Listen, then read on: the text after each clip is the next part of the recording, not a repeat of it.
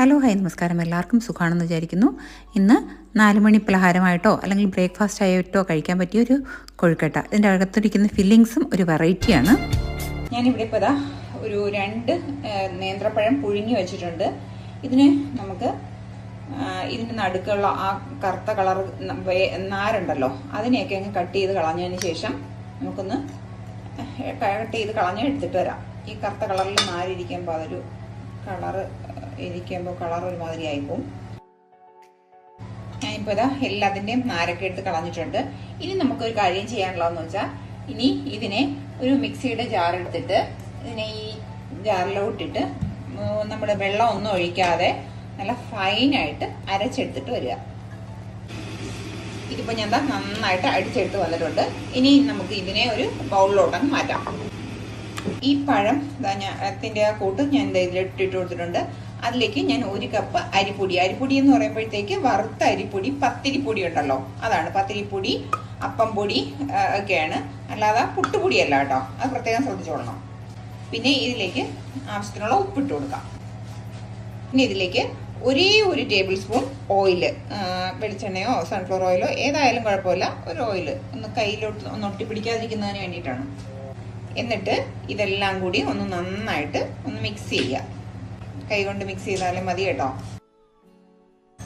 എന്നിട്ട് ഇതിലേക്ക് ഞാൻ ഈ നമ്മൾ അരിപ്പൊടി എടുത്ത കപ്പിന് 1 കപ്പ് തന്നെ നല്ല തിളച്ച വെള്ളം എടുത്തിട്ടുണ്ട്. കയ്യിലൊന്നും വീഴാതെ സൂക്ഷിച്ചോണം കേട്ടോ. ഞാൻ എൻ്റെ കയ്യിലെടുത്തപ്പോഴത്തേക്ക് കയ്യിലൊന്ന് കുറച്ച് വീണു. ഇടവേ കൈ കൊണ്ട് ഇങ്ങനെ വെള്ളം കാണിച്ചപ്പോൾ ഒന്ന് കയ്യിൽ വീണിട്ടുണ്ട്. അപ്പോൾ അതുകൊണ്ട് നിങ്ങൾ ശ്രദ്ധിച്ചോണം കേട്ടോ. എന്നിട്ട് ഇതിനെ നമുക്കങ്ങ് അടച്ചു വെച്ചേക്കാം. ഇതിൻ്റെ ആവിയൊക്കെ ഇരുന്നൊന്നും ഇറങ്ങിയിട്ട് നമുക്ക് കൈ കൊണ്ട് കുഴയ്ക്കാൻ പരുവാകുമ്പോഴത്തേക്ക് നമുക്ക് എടുത്ത് കുഴയ്ക്കാം. ഇവിടെ ഇരുന്നാവുന്ന നേരത്തിന് നമുക്കൊരു കാര്യം കൂടി ചെയ്യാം. ഞാനിപ്പോൾ 1/2 കപ്പ് ശർക്കര എടുത്തിട്ടുണ്ട്. ആ 1/2 കപ്പ് ശർക്കരയിലേക്ക് അച്ച് കണക്ക് പറയുകയാണെങ്കിൽ 2 അച്ച് കേട്ടോ. 1/2 കപ്പ് തന്നെ വെള്ളം ഒഴിച്ച് അതിനൊന്ന് അലിയിച്ചെടുക്കാം. ഒന്ന് അലിഞ്ഞ് വരട്ടെ. ഇപ്പോൾ നമ്മുടെ ശർക്കരയൊക്കെ നന്നായിട്ട് അലിഞ്ഞു വന്നിട്ടുണ്ട്. ഇനി നമുക്ക് ഇതിനെ എടുത്ത് മാറ്റാം. ഞാൻ വേറൊരു പാൻ അടുപ്പത്ത് വെച്ചിട്ടുണ്ട്. അതിലേക്ക് നമ്മുടെ ഈ ശർക്കര പാനി അരിച്ച് ഒഴിച്ചു കൊടുക്കാം. ഇപ്പം നമ്മൾ ഈ ശർക്കര പാനിയിലേക്ക് ഞാനിപ്പോൾ എടുക്കുന്നത് റവയാണ് എടുക്കുന്നത്. 1/2 കപ്പ് തന്നെ റവ എടുത്തിട്ടുണ്ട്. ആ റവ ഒന്ന് നന്നായിട്ട് ഇട്ട് ഒന്ന് യോജിപ്പിച്ചു കൊടുക്കുക. റവയും ശർക്കര പാനിയും കൂടി ഒന്നങ്ങ് കിടക്കുന്ന സമയത്ത് നമുക്കൊരു അല്പം നെയ്യ് ഇതിലേക്ക് ഒഴിച്ചു കൊടുക്കാം. ഒരു ഫ്ലേവറിന് വേണ്ടിയിട്ട് ഒരു അല്പം നെയ്യ് കേട്ടോ, ഒരു 1/2 ടേബിൾ സ്പൂണൊക്കെ മതി. പിന്നെ ഇതിലേക്ക് ഞാൻ ഇട്ട് കൊടുക്കുന്നത് ഒരു 4-5 കാഷ്യൂ ചെറുതായിട്ട് നുറുക്കി വെച്ചിട്ടുണ്ട്. അതിനെ ഇട്ട് കൊടുക്കാം. ഇതിലേക്ക് കൂടി തന്നെ ഒരു 1/4 കപ്പ് തേങ്ങ, ചിരകിയ തേങ്ങ കേട്ടോ. പ്രത്യേക ടേസ്റ്റാണ് ഇതിൻ്റെ ഫില്ലിങ് കഴിക്കാനായിട്ട്. നമ്മളങ്ങനെ സാധാരണ കാണുന്നതിൽ നിന്നും വ്യത്യസ്തമായിട്ടുള്ളൊരു ഫില്ലിങ്ങാണ്. ഇപ്പോൾ നമ്മുടെ ഈ മാവൊക്കെ നല്ലതുപോലെ കൈകൊണ്ട് കുഴച്ചെടുക്കാൻ ഒരു പരുവായിട്ടുണ്ട്. ഇനി ഇത് നന്നായിട്ട് കൈകൊണ്ടൊന്നും കുഴച്ചെടുക്കാം. നന്നായിട്ട് കുഴച്ചെടുത്ത് വരാം കേട്ടോ. നന്നായിട്ട് കുഴച്ചെടുത്ത് വന്നിട്ടുണ്ട്. നല്ല സോഫ്റ്റ് ആയിട്ട് തന്നെ കുഴച്ചെടുത്ത് വന്നിട്ടുണ്ട് കണ്ടോ. ഇങ്ങനെ നമ്മൾ പിടിക്കുമ്പോൾ തന്നെ നല്ല സോഫ്റ്റ് ആയിട്ട് പോകുന്നുണ്ട്. അപ്പോൾ ഇതിനെ അങ്ങ് മാറ്റി വയ്ക്കാം. ഇനി നമുക്ക് അടുത്ത പ്രോസസ്സ് ചെയ്യാനുള്ളത് റവയുടെ കൂട്ടാണ്. ഇത് ഒന്ന് തണുക്കണം. തണുത്താൽ മാത്രമേ കൈകൊണ്ട് നമുക്ക് പിടിക്കാൻ പറ്റൂ. അല്ലെങ്കിൽ നേരത്തെ എൻ്റെ കൈ പൊള്ളിയതുപോലെ കയ്യിൽ കൊള്ളും. ഇതിപ്പോൾ ഒരുവിധമൊക്കെ തണുത്തിട്ടുണ്ട്. എന്നാലും കയ്യിൽ പിടിക്കുമ്പോൾ ചൂടുണ്ട് കേട്ടോ. ഇതിന് നമുക്ക് ഓരോ ഉരുളകളായിട്ട് അങ്ങ് മാറ്റാം. ഇതേപോലുള്ള ഉരുളകൾ ഞാനിത് മൊത്തത്തിൽ മാറ്റിയിട്ട് വരാം. ഇപ്പോൾ ഏകദേശം ഒരേ വലുപ്പത്തിലുള്ള കുറച്ച് ബോൾസ് റെഡിയാക്കി വെച്ചിട്ടുണ്ട്. ഇതിനെ നമുക്ക് ആദ്യം മാറ്റി വെക്കാം. ഞാനിപ്പോൾ ഒരു പാത്രത്തിൽ നെയ്യ് പുരട്ടി വെച്ചിട്ടുണ്ട്. നിങ്ങളുടെ കയ്യിൽ വാഴയില ഉണ്ടെങ്കിൽ നിങ്ങൾ വാഴയിലയിൽ വെച്ചിട്ട് ചെയ്യുകയാണെങ്കിൽ നല്ലത്. എൻ്റെ കയ്യിൽ ഇപ്പോൾ വാഴയില ഇല്ല. അതുകൊണ്ട് ഞാൻ ഒരു പ്ലേറ്റിൽ നന്നായിട്ട് നെയ്യൊന്ന് കൈകൊണ്ട് തന്നെ സ്പ്രെഡ് ചെയ്ത് വെച്ചിട്ടുണ്ട്. ഇനി നമുക്കിതാ ഈ എടുത്ത് വെച്ചേക്കുന്ന ഉരുള ആദ്യം എടുക്കാം.